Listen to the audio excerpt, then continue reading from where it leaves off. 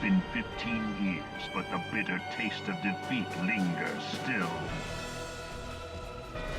15 years since the Imperial fleet set course for Mordona, led by the Agrios, mightiest of all vessels. Silver Till lay ripe for the taking, and all of Eorzea would soon be ours. Or so we believed.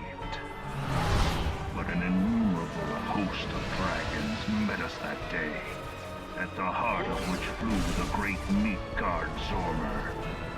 Though we succeeded in slaying that lord among worms, the dread serpent's defeat was bought at too high a price. Our invincible flagship was lost, and all hope of victory with her. So ended our glorious conquest.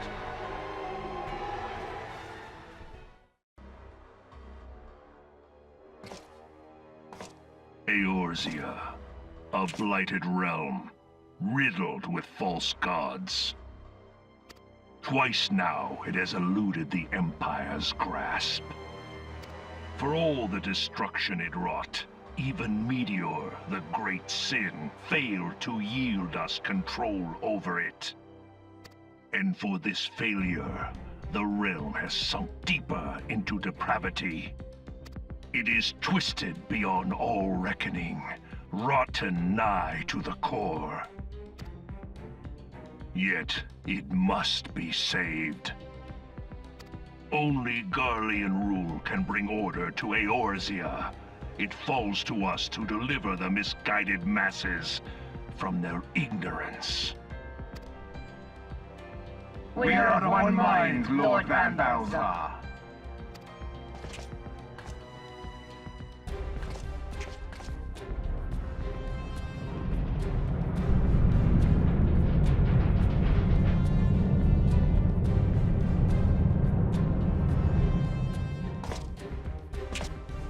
Senior engineers, please report to Magitech research following scheduled inspection.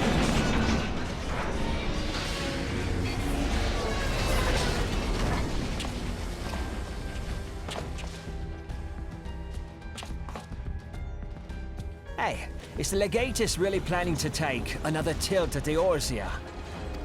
Hey? What hole have you been hiding in? We're in the midst of preparing for a new campaign, and a huge one at that. Ah, codename Hummingway, I presume? I don't know what you... Silence. Your denials will not change your fate. I assure you, Frumentarium sees all.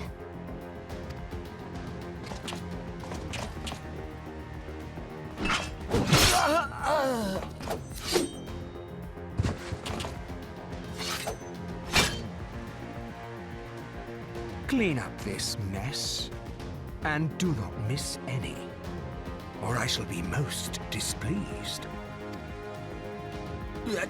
At once, my lord.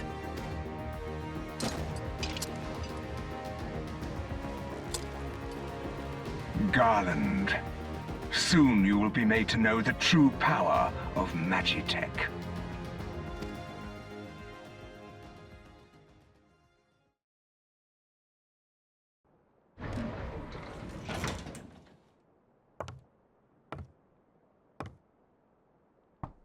Enter!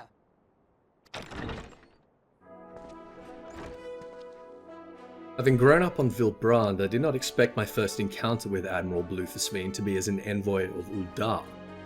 And she seemed to find it as curious as I did that the Royalists had been so quick to trust me. Our meeting was terse, but she responded agreeably to my missive, reflecting as Aldin had with clouded eyes and disquieting vulnerability on that battle which had so quickly and thoroughly reshaped the realm, before remarking that such a memorial service might prove to unite the nations in spirit against the contemporary threats of Imperials and Primals. It would have been nice to spend a longer reprieve at home, but it had not been so long since I had left it, and I had another appointment to keep. Anticipating my journey to Gridania, the Admiral bade me tell the Elder Seedseer that the wolf has been sniffing around the stables. She passed it off as a jest, but I knew she was referring to a dreadful omen, Gaius van Belsar. I've heard that the calamity greatly weakened the elementals of the Twelves Wood, but it was still common knowledge that an airship was the only relatively safe way for one not sanctioned by these guardians or cleansed of green wrath to pierce the shroud without having the very forest turn against them. The incredible privilege that it was for an outsider to be shown to the Lotus Stand was not lost on me, and it was here that I made the acquaintance of the elder seed seer, Kan-E-Senna. Incredible things, these Pajal. Born of Hjor parents, but conceived by the elementals to act as intermediaries, living contracts possessed of incredible power and wisdom, all but immune to disease and aging. It was the initiative of this radiant conjurer that had reunited the Alliance, and she was naturally eager to celebrate it with the proposition of my missive and the Admiral's caution of a forthcoming Galaean campaign. As glad as I am to have been afforded such an honor and opportunity to travel the realm, once I was done playing politics, I was determined to return to my own element. The news had reached even Gridania that Baderon of the Drowning Wench was offering a particularly challenging contract, and my obligations to the Flame General had been so far met, so I decided to present myself to the guild. A contingent of, as Baderon put it, suspicious-looking buggers had been sighted moving in and out of Sastasha's Secret, long thought abandoned to all but a family of Coels, and there was fair suspicion around that there might be some connection to the recent activities of the Sahagin and their enthralled pirates. Commodore Rayner wished to have the Seagrot searched, but without the men to spare, he had offered the contract to the Adventurers Guild, and so I sailed down to Aleport to offer my services.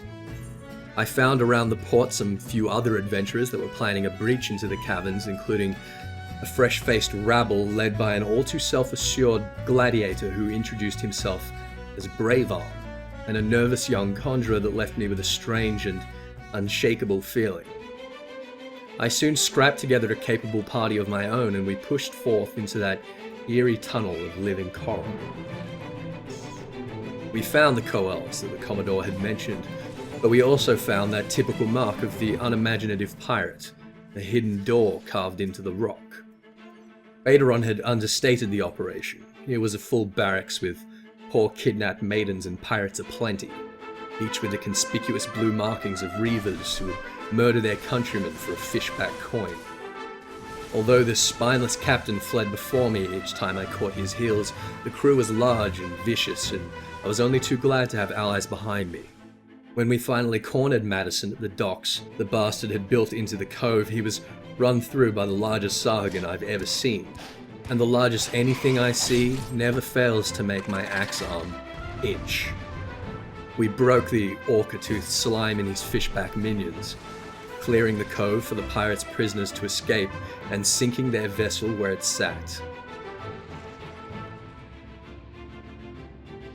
Baderon was surprised to hear of the Sahagins lurking beneath the cove, but he was relieved by the resolution, paid my dues, and after a short rest he sent me by reference back to the Twelves Wood for another guild contract that had remained incomplete. Mother Mion of the Carline Canopy had evidently heard of my experience with cults and conspiracies. The ancient Gelmoran Deepcroft of Tam-Tara had apparently become recently reoccupied by members of a group that had worshipped Dalamud prior to the calamity, and since its fall have made it their business to exact violent revenge upon all the denizens of the realm. At the behest of the god's Quiver, I was dispatched to investigate these catacombs, and to find once again that the guild had severely underestimated the nature of the task. Remains of the Gelmoran civilization can be seen sparsely scattered across the central shroud, but from what I know these signs are misleading, and that there is an entire city of caves and tunnels stretching for miles in every direction underneath the shroud, left to monsters and worse, deep in the dark. And something had clearly been disturbing this place. I had hardly crossed into the atrium before I noticed Ashkin limping in the shadows. I gathered with me the few brave adventurers that had come to chase this contract, and together we breached the Deepcroft. Immediately we were beset by ashkin of ancient Gelmoran warriors and carrion feeders. The deep central cavern was dimly lit by a great globe of dark, pulsating ether. Many of the tunnels were long collapsed, and so the way down was slow and arduous. Each of the cultists that we found summoned vicious void centers. They fell on our blades, and we smashed the orbs that they seemed to be using to sustain their ritual. As we fought our way down, the object of this ritual slowly became apparent. The great orb was positioned above the central tomb of the Gelmoran king Galvanth the Dominator, and the greatest of the enthralled Ashkin and Voidsent defense was centered on this position and the final pair of orbs. But even as we broke them, it seemed that our efforts had only caused the ritual to complete prematurely, causing a horrible mind flayer to blossom from the corpse of the king. I am loath to imagine the power that this creature might have accumulated if we had not arrived when we did. As it was, this Voidsent overestimated its chances, and I sundered its skull beneath my axe, as I've done with many demons already, and as I intend to treat many more. Upon my eventual return to Gridania, Mion assured me that what we had done in the dark merited praise and glory, but I found myself unable to summon any mirth. I overheard in the canopy the comrades of that brazen Avir Bravearm, whom I had met outside Sastasha, and he had apparently fallen horrifically in the Deepcroft before my own arrival, splitting the bitter surviving allies and leaving the young conjurer Edda with a guilt that will no doubt consume her. She left alone, but for the head of the poor gladiator that she had been tasked with burying herself. And Mion admitted to me that it was not an uncommon scene. I have somehow found the strength to survive where many others cannot, and seeing this, I am more determined than ever to shoulder the burdens of these battles so that no more young fools have to welcome death. With this in mind, I did not take an hour of rest before setting back to Uldar to shake some work out of Mamodi, before another Avir could trip over a contract. My intuition served me well. My old friend the Sultan-sworn Potatoman had decided to act on the mess that was brewing in the Copperbell Mines. From what he told me, I would be capping my week of pirates and demons with a tussle with Hecaton Kire's giants, ancient slaves of the Thorn dynasty that were alive and understandably disgruntled despite being sealed for some 3 centuries. This was a problem for the monetarists. They were disrupting progress. But despite my contempt for the syndicate, I knew that it would not be the wealthy bastards, but the poor miners and residents of Horizon would suffer for my inaction. Besides, my ancestor Masha I was rumored to have been part giant and subsequently gifted my line with strength to match one. I've always been eager to test that myth. In hindsight, perhaps a little too eager. I rallied a contingent of my more prepared-looking guildmates, and we made a fast and easy progress into the poorly maintained mine shafts, kicking a few groups of Spriggans and Cobblins aside before the first of these Hecaton Kires punched through a yarn-thick rock wall like it was plywood, and swung at me with a pickaxe the size of a lifeboat. There were fewer of the giants present than we had expected to find. That is, until we reached the deepest section excavated, which appeared to be a kind of natural cavern of pure cobalt, and found an immense, ranting creature that was throwing himself into the walls and releasing swarms of his brothers.